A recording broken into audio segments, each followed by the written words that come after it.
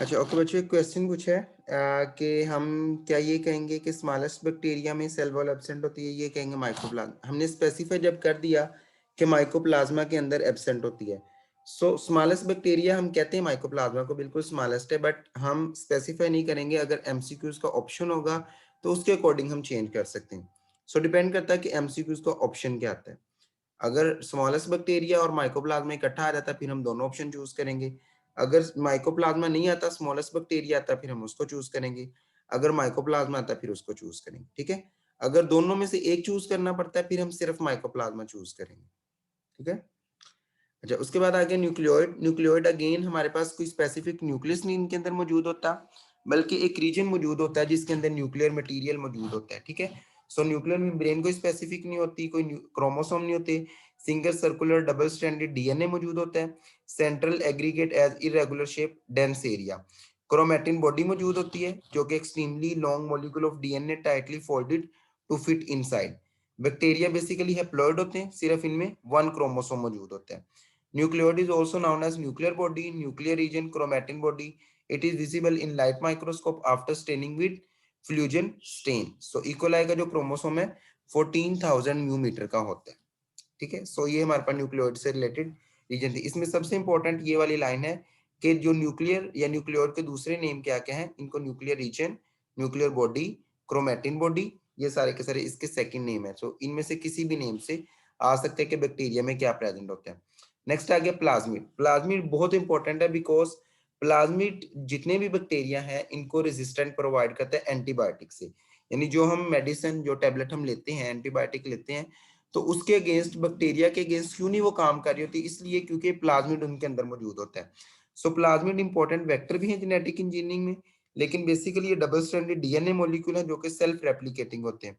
और इनका काम क्या है, genes for the drug resistant, heavy metal, diseases and insect resistant. So इनके अंदर रेजिस्टेंस की बहुत ज्यादा पावर होती है। सो कोई भी हम ड्रग लेंगे, कोई भी इनके ऊपर अटैक करेगी कोई चीज, तो ये उसको फौरी तौर पे रेजिस्ट करेंगे, उसको किल कर देंगे या उसको इनएक्टिव कर देंगे। सो ये प्लाज्मिड का सबसे इंपॉर्टेंट काम है। उसके बाद आगे राइबोसोम जो कि 50s लार्ज सब यूनिट, 30s स्मॉल सब यूनिट, टोटल 70s होता है, जो कि आरएनए प्लस प्रोटीन से मिलकर बनता है। इन साइटोप्लाज्म में प्रेजेंट होता है, लूजली अटैच्ड टू मेम्ब्रेन। उसके बाद आ गया mesosomes. Mesosomes are basically vesicles, tubule या लैमेला, जो कि form by invagination of cell membrane in the cytoplasm. अभी क्या होता है, ये आपकी सेल मेम्ब्रेन है अगर, तो सेल मेम्ब्रेन के किसी एक पार्ट से थोड़ी सी अंदर इन्वेजिनेशन हुई हुई है जो कि एक्स्ट्रा सरफेस प्रोवाइड करती है। This is called as mesosome. इसके आपने स्ट्रक्चर पीछे भी देखा होगा डायग्राम में भी। दिस इज मीजोसोम, ये जो आपको नजर आ रहा है, ये देखिए, ये आपके सेल मेम्ब्रेन है, सेल मेम्ब्रेन के अंदर से इन्वेजिनेशन हुई हुई है। सो दिस प्रोसेस या this invagination is called as mesosome. So इनका काम क्या होता है, डीएनए रेप्लिकेशन के लिए साइट प्रोवाइड करते हैं, सेल डिवीजन के लिए, export the extracellular enzyme presence of the respiratory enzyme। उसके बाद ग्रेन्यूल्स या स्टोरेज बॉडीज होती हैं जो कि हमारे पास ग्लाइकोजन, सल्फर, फैट, फॉस्फेट वगैरह इनको जो है वो स्टोर करती हैं। अच्छा, ये क्वेश्चन है जी, राइबोसोम 70s कैसे हुआ।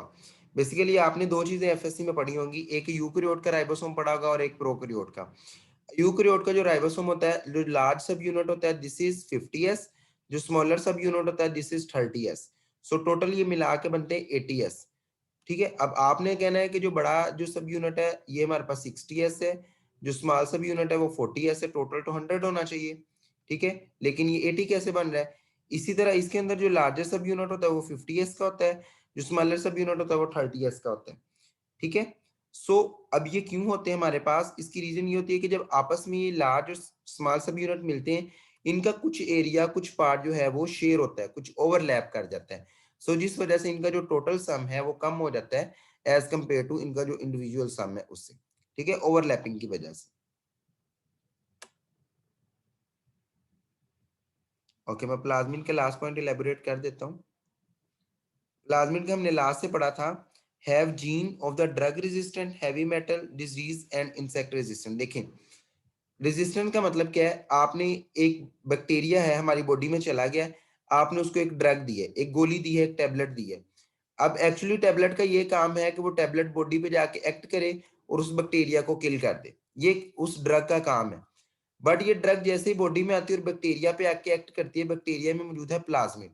अब ये प्लाज्मिड क्या करेगा, प्लाज्मिड एक्चुअली वो ड्रग ने क्या करना है, या तो जाके बैक्टीरिया की सेल वॉल को डिस्ट्रॉय करना है, या सेल मेम्ब्रेन को डिस्ट्रॉय करना है, या राइबोसोम को करना है, या फिर हमारे पास उसके जो है वो किसी स्ट्रक्चर को डिस्ट्रॉय करना है।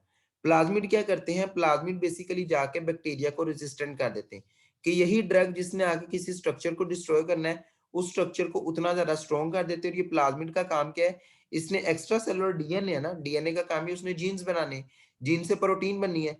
सो इसने ऐसी प्रोटीन्स बना देनी जो जिसने इस ड्रग को इनएक्टिव कर देना है, यानी ड्रग को ही इनएक्टिव कर देना है। जब ड्रग इनएक्टिव होगी तो वो बैक्टीरिया पे एक्ट ही नहीं करेगी। जब बैक्टीरिया पे एक्ट नहीं करेगी तो वी विल कॉल कि जो बैक्टीरिया है वो इस ड्रग के लिए रेजिस्टेंट हो चुका है। सो ये ड्रग इस बैक्टीरिया के लिए काम नहीं करेगी। जैसे कि हम कहते हैं ना, बहुत सारी ऐसी मेडिसिन जो हम कहते हैं पहले यूज करते थे अब नहीं करते, क्यों नहीं अब यूज करते, क्योंकि वो रेजिस्टेंट हो गई है।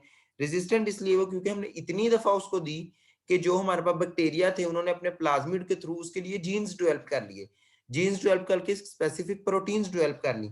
उन प्रोटीन की वजह से वो ड्रग अब इनएक्टिवेट हो जाती फौरी तौर पे।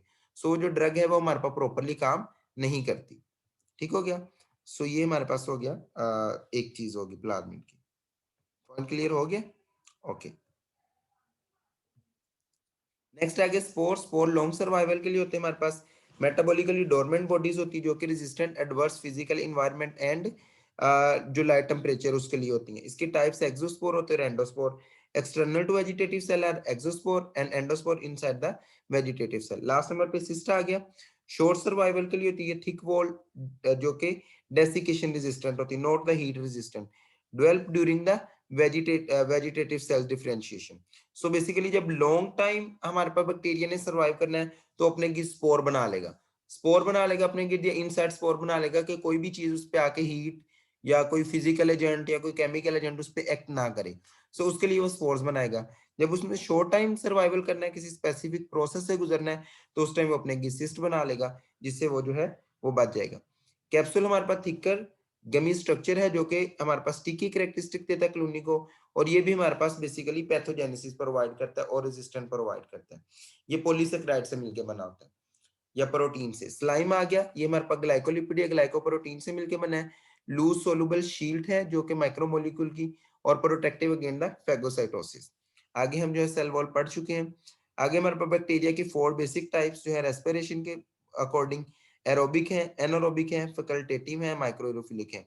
एरोबिक जिनको कंप्लीट ऑक्सीजन की प्रेजेंस चाहिए, यानी टोटली प्रेजेंस ऑफ ऑक्सीजन में जो ग्रो करते हैं, जैसे कि हमारे पास सुडोमोनास है। एनारोबिक जिनको एब्सेंस ऑफ ऑक्सीजन चाहिए, यानी जो ऑक्सीजन की प्रेजेंस में ग्रो ही नहीं करेंगे। अगर ऑक्सीजन प्रेजेंट होगी वो मर जाएंगे, अगर ऑक्सीजन एब्सेंट होगी तब वो ग्रो करेंगे, लाइक स्पाइरोचीट। नेक्स्ट आगे हमारे पास फैकल्टेटिव। फैकल्टेटिव ऐसे होते हैं जो कि हमारे पास दोनों में ग्रो कर सकती हैं, in the presence of oxygen and in the absence, दोनों के अंदर ग्रो कर सकते हैं। फेगोसाइटोसिस ये होता है, लास्ट में पॉइंट कर दूं फिर आपको बता देता हूँ। माइक्रोएलोफिलिक जिनको लो कॉन्सेंट्रेशन ऑफ ऑक्सीजन चाहिए, यानी ऑक्सीजन चाहिए बट थोड़ी सी भी ऑक्सीजन हो तो वो काम कर लेंगे। फेगोसाइटोसिस का ये मतलब होता है कि जब एक बैक्टीरिया हमारी बॉडी के अंदर जाता है, हमारी बॉडी के अंदर सेल मौजूद होते हैं, जैसे कि हमारे पास न्यूट्रोफिल मौजूद है, मैक्रोफेज। तो हमारी बॉडी के जो इम्यून सेल है, ये लिम्फोसाइट है, ये बैक्टीरिया है, इस बैक्टीरिया को अपने अंदर इनगल्फ कर लेते हैं। ये बैक्टीरिया अपने अंदर इनगल्फ कर लिया। जब इन्होंने बैक्टीरिया अपने अंदर इनगल्फ किया तो इस तरह से स्ट्रक्चर बन जाता है, ये बैक्टीरिया अंदर इनगल्फ हो गया। ठीक है, इसको अंदर इनगल्फ करके इस बैक्टीरिया फिर अपने इंजाइम रिलीज करते हैं और इस बैक्टीरिया को किल कर देते हैं। The killing process of bacteria या killing process of any microbe, this process is called as phagocytosis. So phagocytosis के अगेंस्ट बैक्टीरिया के पास भी मशीनरी है कि बैक्टीरिया अपने आप को फैगोसाइटोसिस से बचा सके। सो उसको हम नाम देते हैं उसके अकॉर्डिंग कि वो रेजिस्टेंट कर देती है। नहीं नहीं, cell membrane and cell wall की इन बिटवीन स्पेस को पेरिप्लाज्मिक स्पेस नहीं, जो दो सेल वॉल की लेयर है उन दोनों के दरमियान जो स्पेस होती है, मैंने आपको पहले बताया कि ये आपके पास ग्राम पॉजिटिव है, ग्राम पॉजिटिव की पेप्टिडोग्लाइकेन लेयर थिक है, ठीक है, यही है। और ये एक ही लेयर है, एक ही लेयर जो है यहाँ पे खत्म हो गई है, ठीक है। इसके दरमियान कोई स्पेस मौजूद नहीं है, ये सिंगल लेयर है और ये थिक है। जबकि जो ग्राम नेगेटिव की पेप्टिडोग्लाइकेन की लेयर है वो एक तो थिन होती है और दूसरा उसके बाहर एक और लेयर मौजूद होती है। तो हमारे पास ग्राम नेगेटिव में दो लेयर मौजूद है सेल वॉल की, तो इनके दरमियान में जो स्पेस बनती है इसे हम नाम देते हैं पेरिप्लाज्मिक स्पेस। ठीक हो गया। इसके इसके बाद रिप्रोडक्शन, इसमें 4 फेजेस होते हैं हमारे पास। सबसे पहले हमारे पास जनरल जो प्रिपरेटरी फेज होता है, फिर उसके बाद हमारे पास लैग फेज होता है। 1 मिनट, ये अगेन क्वेश्चन क्या है? ओके, लॉग फेज है, फिर हमारे पास स्टेशनरी फेज है, देन हमारे पास डिक्लाइन फेज है। सबसे पहले हमारे पास प्रिपरेटरी फेज या लैग फेज जिसको कहते हैं, जिसमें कोई इंक्रीज नहीं होता नंबर में, जस्ट वो अपने आप को प्रिपेयर करते हैं। फिर लॉग फेज आ गया जिसमें हमारे पास एक्सपोनेंशियल रेट पे बैक्टीरिया इंक्रीज होते हैं। फिर स्टेशनरी रेट जिसमें डेथ रेट और जो सेल की डिवीजन का रेट है इक्वल हो जाता है। फिर लास्ट नंबर पे एक्सपोनेंशियल डिक्रीज हो जाती है in the number of bacterial cells. ये हमारे पास 4 फेजेस आती है रिप्रोडक्शन में।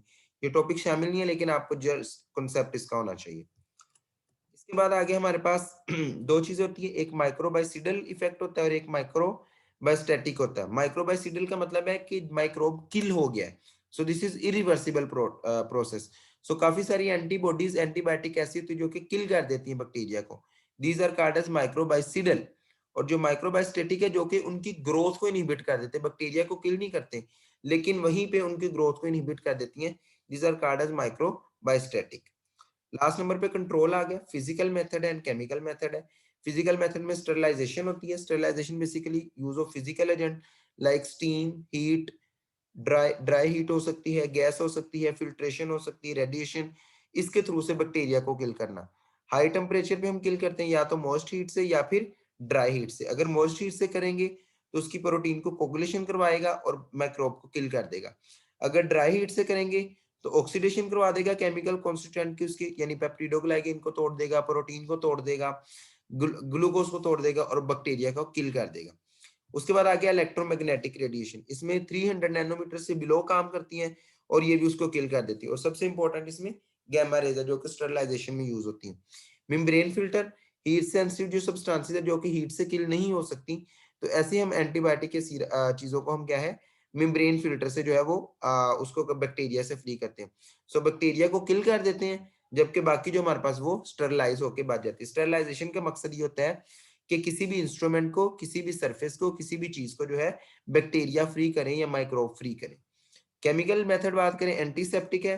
कोई भी हमारे पास टिश्यू या लिविंग जो हमारी बॉडी है, लाइक हमारा हाथ है, कोई चीज है, उसके ऊपर हम कोई केमिकल सब्सटेंस लगा देते हैं तो उससे हमारे पास एंटीसेप्टिक, जैसे कि आजकल हम सैनिटाइजर यूज कर लें।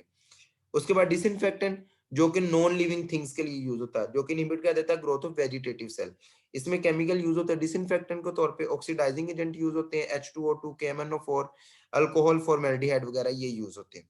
लास्ट नंबर पे कीमोथेराप्यूटिक और एंटीबायोटिक जो कि नेचुरल डिफेंस मैकेनिज्म के साथ काम करती हैं और वहां पे जाके बैक्टीरिया किल कर देती है। खास तौर पे इसमें सारी की सारी एंटीबायोटिक आ जाती हैं, ड्रग्स आ जाती है जो कि हमारी बॉडी में जाती हैं। सल्फोनामाइड है, टेट्रासाइक्लिन है, पेनिसिलिन है, ये डिफरेंट जो हमारी बॉडी में जाके एक्ट करती हैं और बैक्टीरिया को किल करती हैं।